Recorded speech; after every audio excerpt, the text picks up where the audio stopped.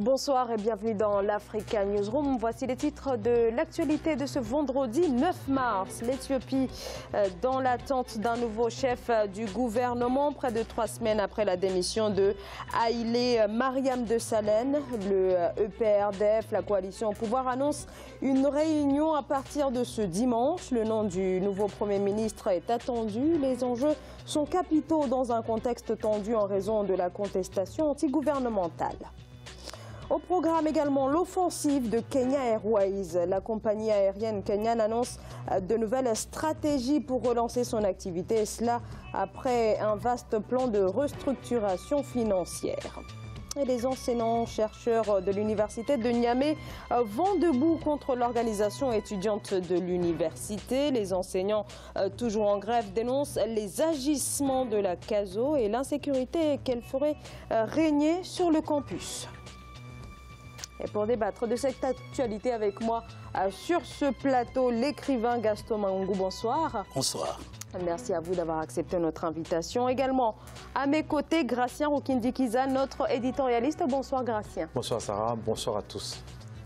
Commençons par notre premier débat.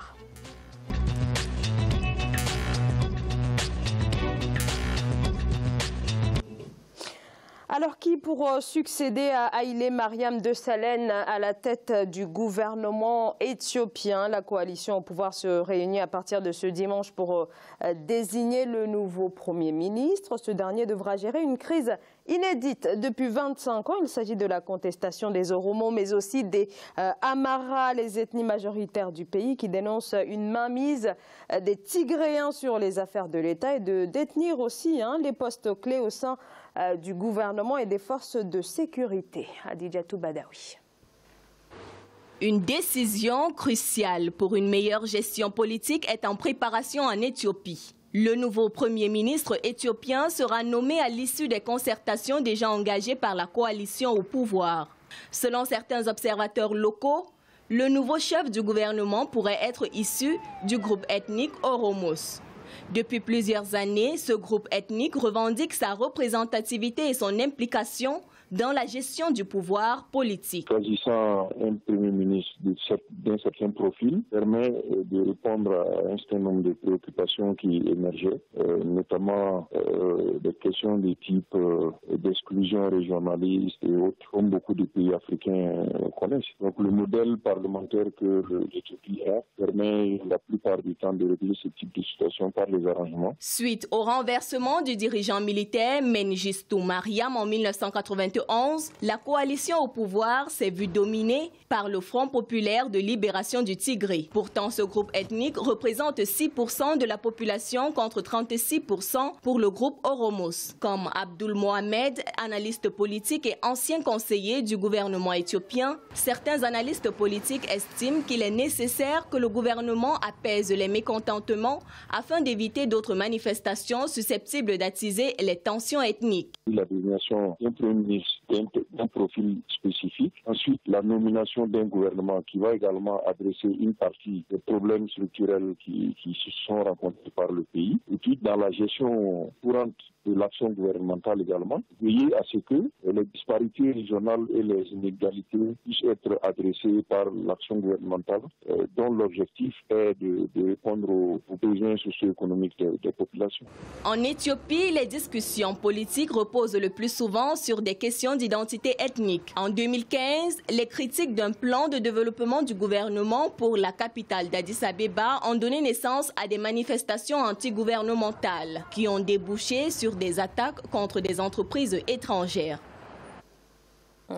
Peut-être un Premier ministre issu de l'ethnie majoritaire des Oromo, mais Gratien Rukindi-Kiza, est-ce que la problématique n'est pas beaucoup plus profonde que ça, à savoir peut-être l'essoufflement du fédéralisme ethnique au cœur du mode de gouvernement en Éthiopie? En fait, il faut dire que le fédéralisme ethnique en soi n'est pas officiel, même si il est appliqué en Éthiopie. C'est un fédéralisme démocratique au niveau des régions, sauf que dans les régions, il y a des ethnies. Il y a les ethnies qui sont dans telle région, telle autre, ne sont pas des ethnies qui sont mélangées. On entend les Oromos, c'est un territoire des Oromos, le territoire des Tigréens, des Amara. Donc, Ce qui fait que le problème est plus subtil qu'on puisse le penser au niveau en Éthiopie, parce qu'en fait, tout découle de la chute de Mengistu. Les gens qui se sont battus sont les Tigréens, qui étaient plus... C'était le cœur même de la contestation. De la rébellion, même de la rébellion. Eux qui ont avancé jusqu'à chasser, jusqu'à, disons, à prendre le pouvoir. Et donc, de ce fait, ils considèrent comme un butin de guerre, donc prendre le pouvoir en soi. Et ils ont changé les règles. Il y a une certaine surreprésentation des Tigréens qui fait que les autres, finalement, la démocratie en soi, elle est bafouée, parce que s'il y avait un homme, une voix pour élire le Premier ministre, parce que c'est un pays, depuis 1995, quand ils ont changé la Constitution, depuis 1995, le président n'a plus de pouvoir. Le pouvoir appartient au Premier ministre. Et donc, de ce fait, il faut qu'il y ait une élection directe du Premier ministre sans qu'il y ait, disons, des surreprésentations d'une ethnie sur une autre, en considérant qu'un Éthiopien est égal à un autre Éthiopien. Alors, voilà, je considère ma démission comme inévitable pour permettre de mener les réformes qui établiront une paix durable et la démocratie. Donc là, ce sont les déclarations, la justification de Haïlé Mariam Desalegn qui a donc justifié son départ à la tête du gouvernement. Donc là, il parle de réformes, mais est-ce que la coalition est prête à faire des réformes, Gaston Mahungu? La question des réformes, c'est déjà une très bonne visée. Moi, ce que je voudrais voir dans cette affaire, c'est que, vous voyez, en Afrique, nos populations, il faut véritablement un grand travail au niveau de la population pour qu'on essaie de surpasser les mines qui peuvent détruire notre tissu social. C'est des faits qui sont très simples, mais très ancrés dans nos sociétés. La tribu, la région... Il faut réformer, mais comment le faire si les populations ne sont véritablement pas engagées en matière politique? Donc il faut une bonne éducation politique pour permettre en ce qu'on puisse surpasser tous ces venins-là qui peuvent empoisonner en quelque sorte la représentativité politique. Maintenant, quand on parle de réforme, il faut bien qu'il y ait des leaders qui les préparent. Quel est le travail qui a été fait pour faire passer toute la population à une nouvelle étape de gouvernance? Ce sont ces questions-là qui doivent se poser. Si elles ne se posent pas, comment voulez-vous que nous puissions surpasser les mines qui peuvent détruire le tissu de la politique dans un grand État comme l'Éthiopie? Gracias. En fait, la réforme en soi en Éthiopie, bon, on peut dire qu'il y a un leader qui incarne cette réforme, mais il faut des discussions, il faut qu'il y ait vraiment une sorte de conférence nationale pour que les gens s'assoient ensemble, les ethnies, les représentants de ces ethnies, puisqu'il faut parler ainsi. Et heureusement, malheureusement, c'est que les partis politiques en Éthiopie sont des partis ethnistes, ce qui fait que les représentants des partis politiques sont en même temps des représentants des ethnies, donc on peut régler les choses communément, on peut les mettre ensemble, mais il faut discuter déjà de la transition. Il faut une période de transition parce qu'on ne peut pas avoir le pouvoir sans avoir le corps de sécurité. Or, les militaires, les gens des services de renseignement sont des Tigréens. Il faut que le système soit mélangé en sorte qu'on puisse faire entrer beaucoup des Oromo, beaucoup d'Amara, pour qu'il y ait une certaine symbiose, quelqu'un qui arrive au pouvoir. Que ce ne soit pas comme dans certains pays, ça s'est passé au Burundi en 1993, où un président qui arrive au pouvoir, qui n'a pas les membres de son ethnie dans l'armée, il est vite renversé et tué. Donc on prépare le pouvoir en soi pour qu'il y ait une certaine évolution.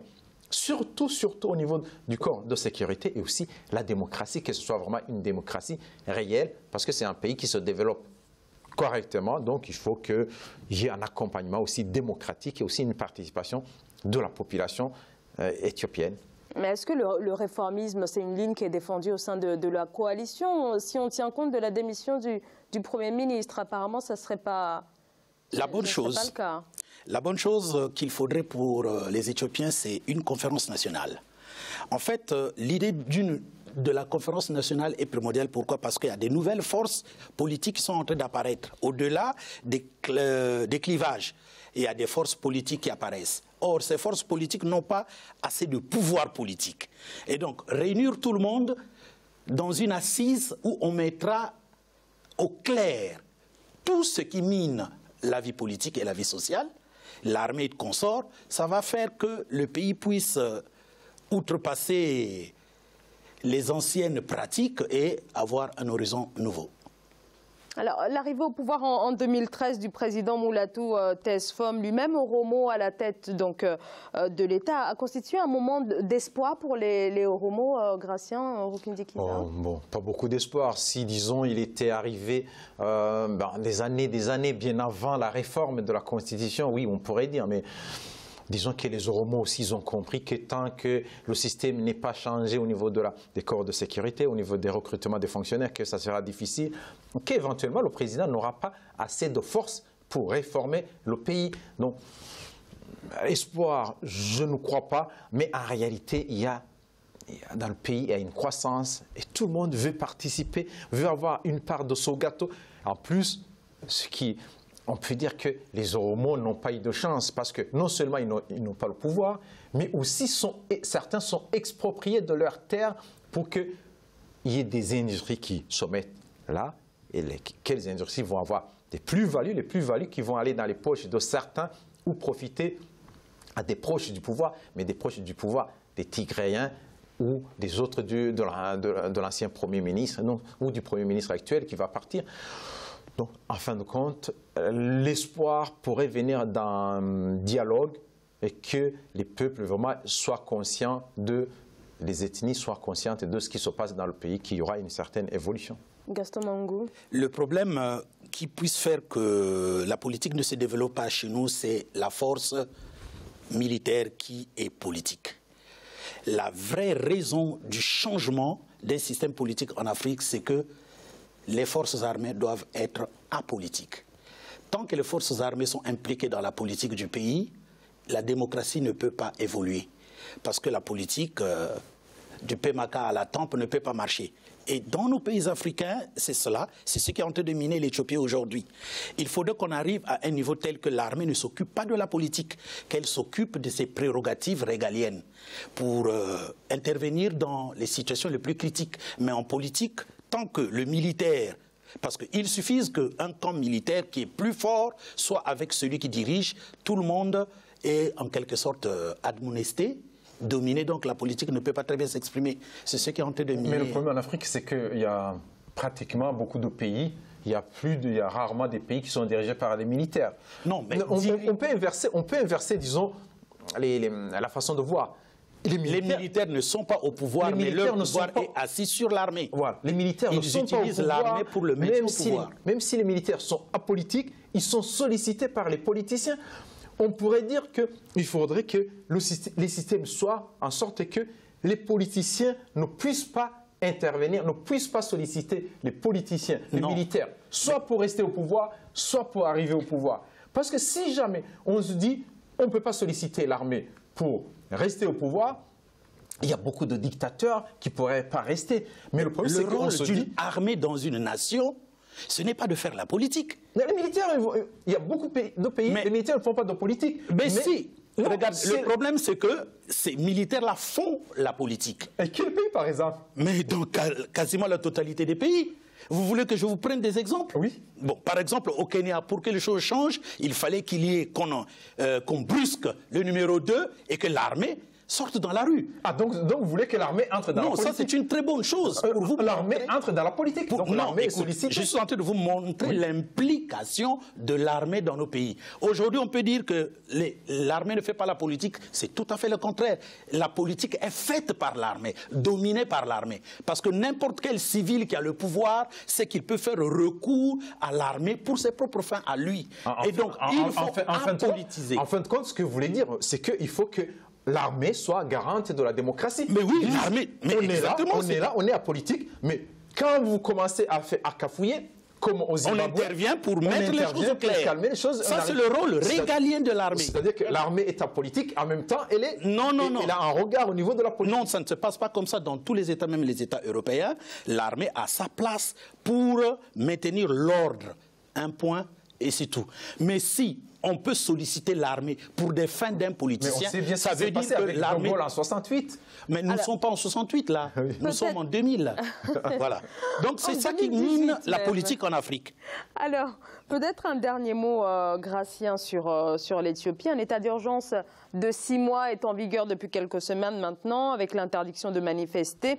Est-ce que le régime éthiopien est en train de craindre une alliance? On a parlé tout à l'heure que ce n'est pas simplement les Oromo qui se plaignent, mais il y a aussi les Amhara. Est-ce que le gouvernement redoute une possible alliance inédite encore entre ces deux ethnies majoritaires dans le pays, ce qui pourrait éventuellement fragiliser encore plus le gouvernement? Oui, je pense que le pouvoir craint l'alliance qui peut fragiliser le gouvernement, mais en même temps, cela veut dire qu'il n'y a pas de solution. Si on décrète un état d'urgence, c'est-à-dire que dans le pays, on ne va pas changer les choses. Si on a envie de changer les choses, on peut remplacer l'état d'urgence par les promesses, par une volonté d'ouverture, et les gens ont confiance. Cela veut dire que le futur gouvernement ne va pas donner confiance au peuple, et donc le peuple risque de se révolter. Donc on évite alors les conséquences de ce qui va se passer. Sûrement que je vois mal comment les Tigréens vont laisser un Oromo. Ce n'est pas comment les gens pensent, c'est le docteur Abiy qui va arriver au pouvoir. Il y a beaucoup de doutes. Même si un Oromo arrive au pouvoir, il aura affaire avec l'armée. Donc il devra faire beaucoup de concessions. C'est-à-dire qu'il devra laisser les Tigréens continuer à diriger le pays, même tout en étant Premier ministre de l'ethnie Oromo. De toute façon, le président est Oromo et il n'en demeure pas moins. Le président, il n'a pas de pouvoir. Il n'a pas de pouvoir. Mais parce que, tout justement, vous allez maintenir un État. L'état d'urgence, c'est quoi? C'est le déploiement de l'armée. Donc, c'est l'implication de l'armée. Or, il peut arriver un moment où on dit, non, régler le problème, il n'y aura pas de déploiement militaire. Vous voyez? Donc, c'est de ça que je suis en train de parler. Il ne faut pas que les forces armées soient politiques. Les forces armées doivent être dépolitisées en Afrique. C'est la solution pour passer à la démocratie. Merci beaucoup à tous les deux. On va marquer une courte pause. Restez avec nous, à tout de suite.